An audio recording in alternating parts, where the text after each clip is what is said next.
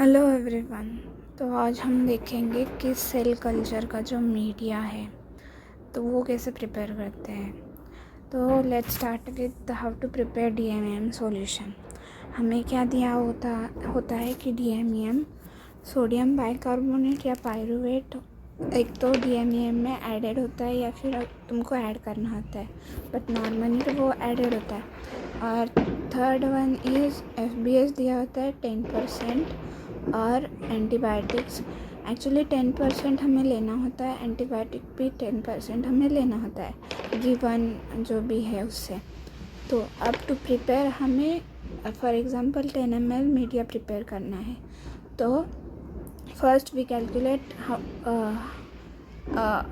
what amount of FBS should be taken। तो FBS हमें दिया है 10% बनाना है वॉल्यूम बाय वॉल्यूम का। सो हमें वॉल्यूम बाय वॉल्यूम का फाइंड आउट करना है। तो उसका फॉर्मूला है volume by volume percent is equal to volume of solute upon volume of solution into 100। तो हमारा total volume of solution is 10 ml। Volume of solute हमें फाइंड करना है।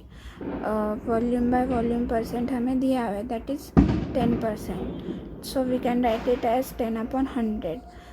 So by doing the math we get FBS as 1 ml। मैंने यहाँ पे उसका unit नहीं लिखा है, बट इट इज़ 1 ml। अब FBS तो हमें मिल गया। To find out antibiotic we will use the same formula. yes, and by the doing math we get the antibiotic as 0.1 ml। तो टोटल हम अगर फाइंड आउट करने जाए तो हमारे मीडिया में कंपोनेंट क्या क्या है, DMEM प्लस सोडियम बाइकार्बोनेट और pyruvate plus FBS plus antibiotic. So total ये है हमारा 10 ml।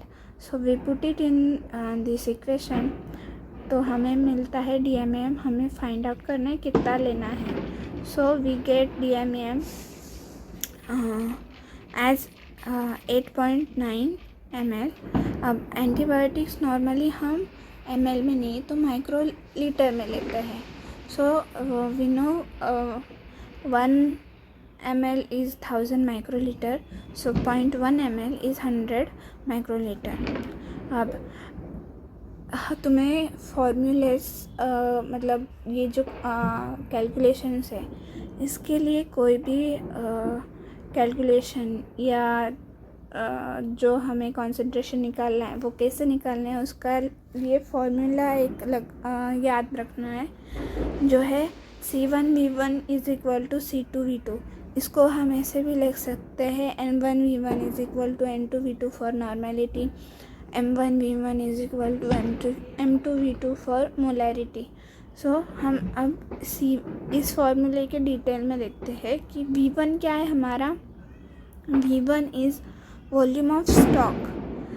it is volume of stock which is needed to make new solution। हमें स्टॉक में से कितना वॉल्यूम लेना है वो है C1 is concentration, C2 is concentration of stock, V2 is the final volume of new solution। final volume is मतलब क्या है कि ये टोटल वॉल्यूम है V2, और C2 is the new working solution concentration। जो हमारा स्टॉक में से हम लेंगे कंसंट्रेशन, उसको वॉल्यूम में ऐड करने के बाद हमारा फाइनल कंसंट्रेशन क्या है, that is C2 which is we also called as desired concentration. Okay, so इतनी सारी चीज़ें याद रखनी है for media preparation. Thank you.